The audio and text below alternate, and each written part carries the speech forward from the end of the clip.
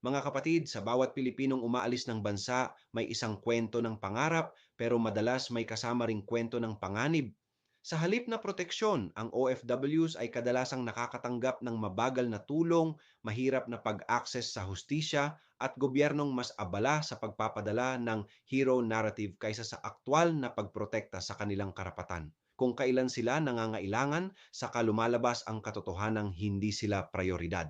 At sa maraming migrante, lalo na ang undocumented at domestic workers, halos wala silang boses. Wala silang pangingikil na sistema, pero sila ang unang naaapi. Hindi ba't malinaw dito na ang Estado ay komportable sa kanilang remittance, pero hindi ganoon kakomportable sa kanilang karapatan? Mga kapatid, kung ang mga nagtataas ng ekonomiya ay hindi binibigyang dangal, tungkulin nating itaas ang ating tinig para sa kanila. Ako si Padre Jesse Galilea, may pusong Pinoy, kasama ninyo sa pananalig at pakikibakang panlipunan.